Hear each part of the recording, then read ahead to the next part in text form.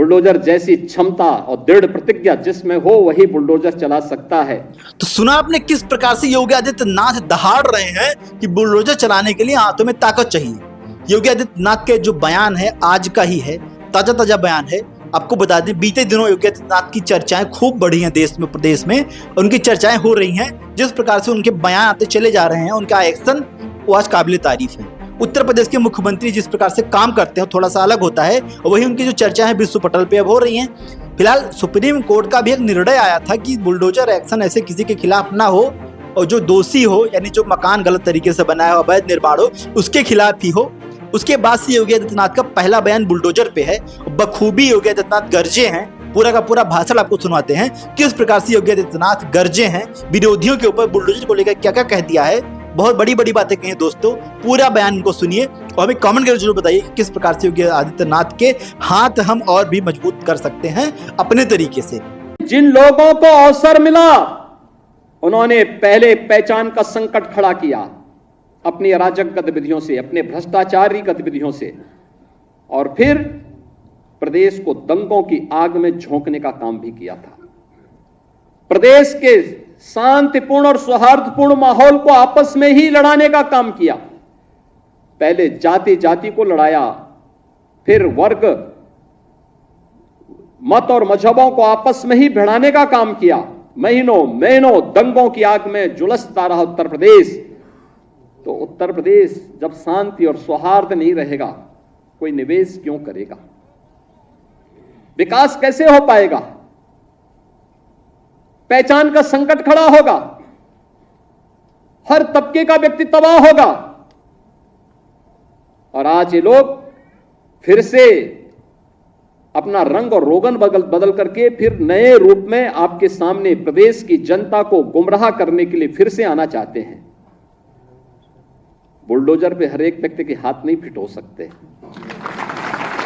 इसके लिए दिल और दिमाग दोनों चाहिए, दिल और दिमाग दोनों चाहिए। बुलडोजर जैसी क्षमता और दृढ़ प्रतिज्ञा जिसमें हो वही बुलडोजर चला सकता है।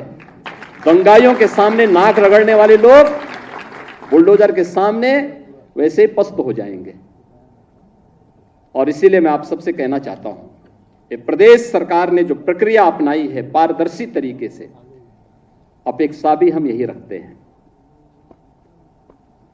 जनता से जुड़े हुए कोई भी कार्य कोई देर नहीं होनी चाहिए। ईज ऑफ लिविंग के लक्ष्य को प्राप्त करना, ईज ऑफ डूइंग बिजनेस जब हम लोग आए थे, यानी व्यवसाय की सुगमता जब हम लोग आए थे 17 में 14वें नंबर पर उत्तर प्रदेश था। आज हम अचीवर स्टेट हैं। 1 और 2 की लड़ाई में उत्तर प्रदेश आज आगे बढ़ रहा है, तेजी के साथ आगे बढ़ रहा है। पहले प्रदेश में जब दंगे होते थे, अराजकता थी, तो एयर कनेक्टिविटी जोड़ के करेंगे क्या? हवाई जहाज से आएगा कौन? कोई नहीं आता था। आज तो 2 एयरपोर्ट से हम 9 एयरपोर्ट को तो क्रियाशील कर चुके हैं। 10 नए एयरपोर्ट पे हमारे कार्य चल रहे हैं। जो एयरपोर्ट 9 चल रहे हैं, इनमें से 4 तो इंटरनेशनल एयरपोर्ट हैं। 5वां भारत का सबसे बड़ा एयरपोर्ट भी हम उत्तर प्रदेश के अंदर जेवर में बना रहे हैं। आखिर यह काम लंबे समय तक प्रदेश में शासन करने वाली कांग्रेस, समाजवादी पार्टी या बहुजन समाजवादी पार्टी क्यों नहीं कर पाई? इंफ्रास्ट्रक्चर क्यों नहीं दे पाए? ये तो बिजली देने में भेदभाव करते थे, ये लोग तो सड़क बनाने में भेदभाव करते थे, ये लोग तो नौजवानों को नौकरी देने में भेदभाव करते थे। कोई कल्पना भी नहीं कर सकता। मैं भी बैठा हुआ था यहां पे, ओम प्रकाश राजभर जी मुझे बता रहे थे कि पहली बार पंचायती राज विभाग में किसी राजभर की नियुक्ति हो रही है। और मुझे लगता है तो देखिए उन्होंने उनकी पीड़ा,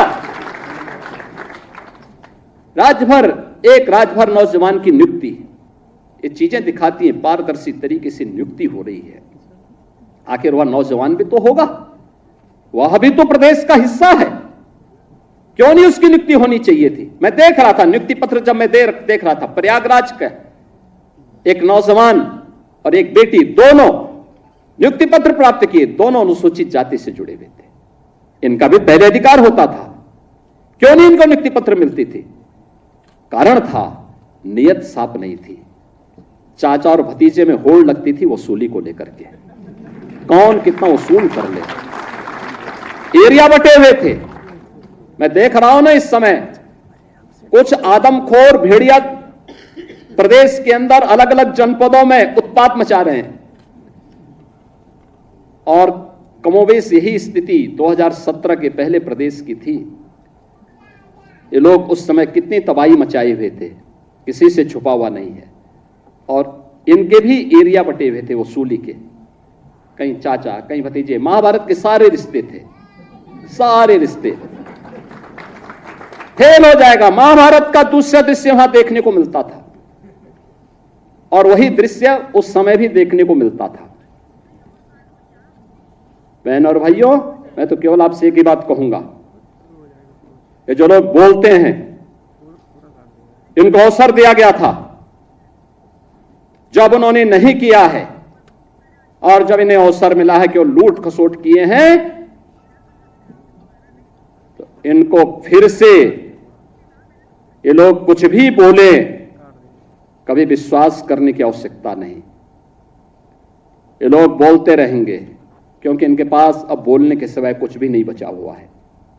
जनता इनको देख चुकी है, इनका की गुंडागिर्दी देख चुकी है, इनकी अराजकता देख चुकी है, इनके द्वारा किए जाने वाले अमर्यादित आचरण को देख चुकी है। हमें सावधान होकर के केवल एक लक्ष्य होकर के कार्य करना है, और वो लक्ष्य है जिस विभाग में हम नियुक्ति पत्र प्राप्त कर रहे हैं, उस विभाग को सर्वोत्तम विभाग के रूप में स्थापित करना।